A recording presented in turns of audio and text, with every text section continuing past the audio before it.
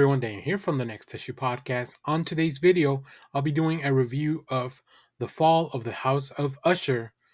This is for the complete 8 episode run, so I'll be talking about that. This show was created by Mike Flanagan. Mike Flanagan is a fantastic director and producer when it comes to just like horror stuff.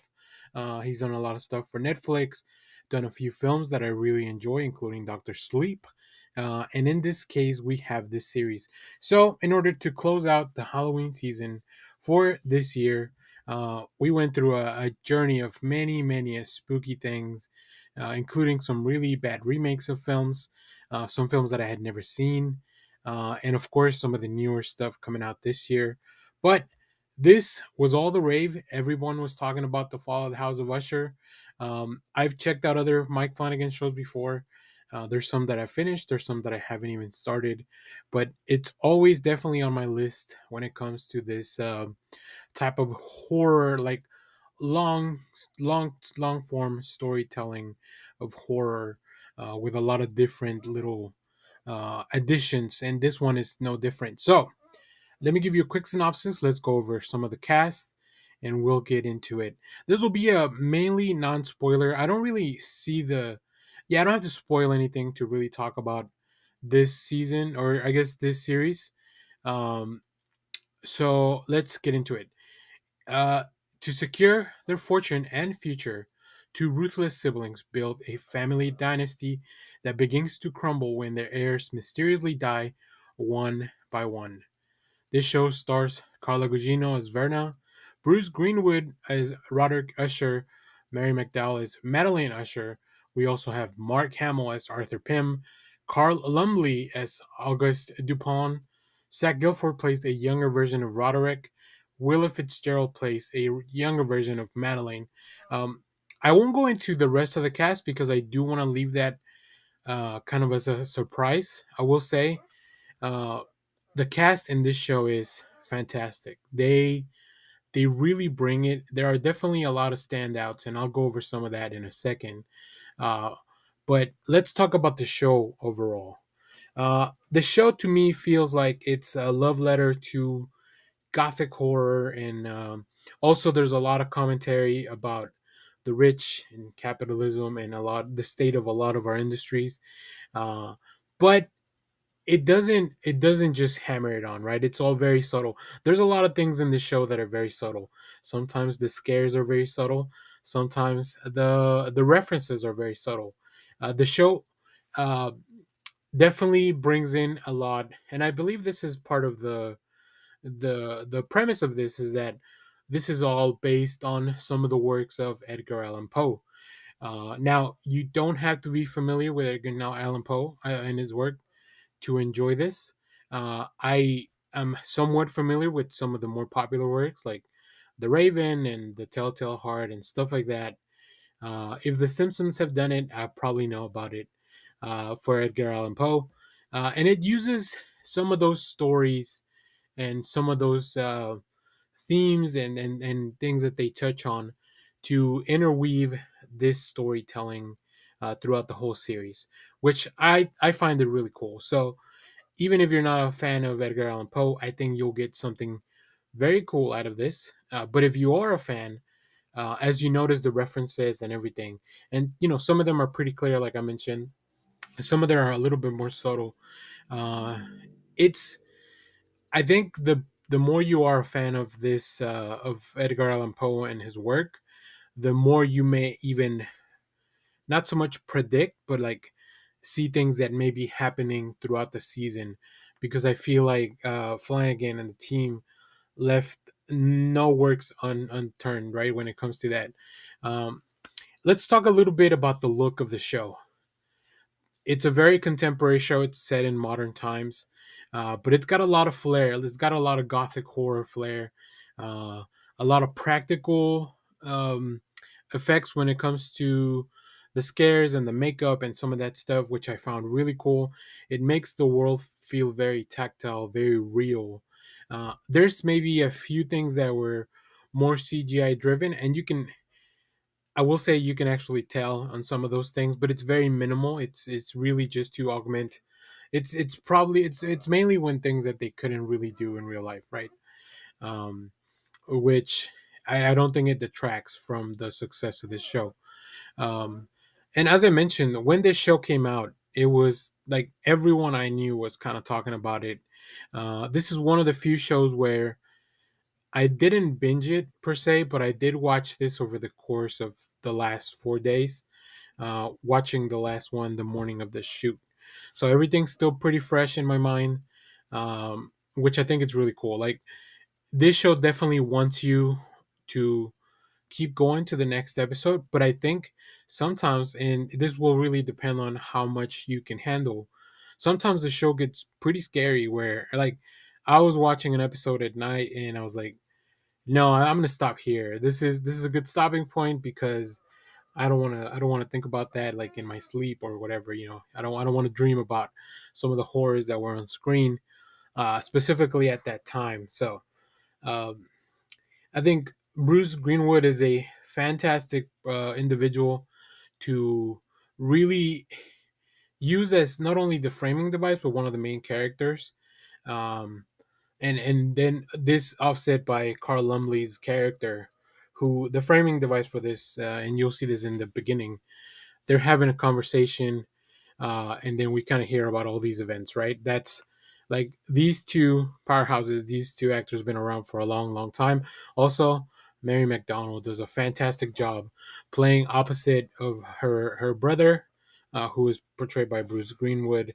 They have such good chemistry on the screen, like it's just you can really tell. And I think they did a really good job casting the younger versions of themselves as well. Um, we do have a couple of standouts that I want to mention. Carla Gugino ate this show alive. It is incredible. It is, I hope the strike ends soon because I want her to talk about this performance. It was just so good. Um, I I can't remember a better Gugino performance, which is hard to say. But I mean, she's been around for a long time and she's done a lot of stuff. But boy, oh boy, she just really, really nailed it in this. I won't say much about her character to avoid any spoilers. Now, also another standout here is Mark Hamill. His character is like it's this ruthless individual, and Mark Hamill plays that so well. It is just a very it's a one note performance because that's the note that this character is required to play. Um, but I mean, Mark Hamill is just a fantastic performer as well, and he does that very well. So yeah, I think those two are my MVPs for the series. I really enjoy their performances. Every time they were on the screen, I was like just very engaged with the show. When they weren't on the screen, I wanted to see more of them. But like as I mentioned, the rest of the cast is fantastic. Um, I think it's a very they find a way to make sure that you can have a very well-rounded, very diverse cast that really fits those roles. There's a lot of little references there as well with some of the members of the House of Usher, and as I mentioned, the pacing of the show, for the most part, it's very well done. There was one episode where I did think these are long episodes. These are all about they're all at least 15 minutes or so, including the ending titles and all that. So subtract a little bit of time from that. But yeah, there was only one episode where I felt like it ran a little bit too long, that I wasn't as interested in the story. But I think that's also gonna vary depending on the type of person you are and the type of horror that you're into. One of the things that this show does very well is that every episode, with every little piece of the story that they're telling, leans into a kind of different type of horror, which is really cool. So I think even within this show, there are little subgenres of the horror genre that you can get into, which I thought that was really fun. I'm very excited to check out more of Mike Flanagan's work, um, because if it all is of this caliber and this quality, I've only really watched his movies. I haven't seen a lot of his Netflix shows. I started Midnight Mass, but I didn't finish it. I don't really remember why. I don't think that the show wasn't bad. The show was actually pretty good. So yeah, I just don't remember. I will tell you, I think the titles of the episodes will probably give you a little bit of a clue as to what each of the episodes is going to be about. When it comes to being a fan of Edgar Allan Poe, I think it will say a lot. But yeah, even looking through like IMDb, all the episodes are rated pretty high, including the one I wasn't the biggest fan of, and the finale is definitely rated the highest. So yeah, this show just really nailed what it was trying to do. It's very entertaining. I feel like it lives up to the hype, and I know that Mike Flanagan, I believe he's moving on to do stuff for a different streamer now in the future. But yeah, I definitely want to get into his previous shows before they maybe get removed from their services. Just kind of start removing stuff where they shop it around and change it up. So I think that'll be really cool. I definitely want to finish Midnight Mass because I was very engaged with that story. That one's a lot more. Well, this one's pretty supernatural too. Um, yeah, I don't know. That the Midnight Mass definitely focuses a little bit more on a specific type of genre or a specific type of horror. So yeah, I don't know what else to tell you other than make sure to go check out this show. Take your time with it. I think this is a show that you don't need to binge everything. You kind of just want to live in this world for a little bit, experience the story, pretend that you are somebody that's being part of that framing conversation. I think that's a really fun way to engage with this show. And definitely make sure to pay attention. Put your devices down and stuff. This is not something you want to just have in on the background because um, as I was watching and preparing for the review, I went back to check out a few things, and then I started seeing like there were things in the background that there's some little scares that were just in the background that I didn't even notice the first time around because I was so engaged with the story. So I may have to check this one out again in the future, and then put the story aside and just maybe experience even just the world that is being presented. So all that being said, thank you guys for watching not just this video, but all the Halloween coverage, all the horror stuff that we've been looking into. That doesn't mean that we're giving up on horror. I'm a big fan of some of the newer horror stuff that's coming out, and just thrillers and stuff like that. So we'll definitely check more of that stuff out in the future. But in the meanwhile, stay tuned because we'll have more stuff. We're preparing something a little bit special for November. I don't know how long that will take, so hopefully maybe that'll take us through the end of the year.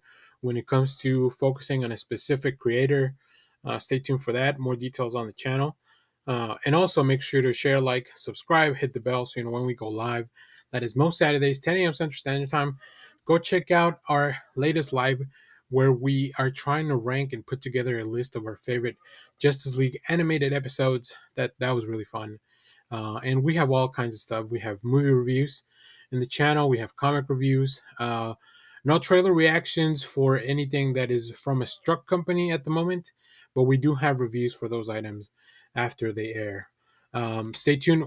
I'll definitely be doing a video like this for Lessons in Chemistry, which is an Apple TV show with Brie Larson that should be ending around maybe November, late or early December. So we'll see. But let me know what you thought about this show down in the comments. Let me know what your favorite episode was. Let me know what your favorite Edgar Allan Poe story is. And stay tuned because we have all that other stuff on the channel. So as always, thanks for watching, everyone, and happy Halloween. Bye-bye.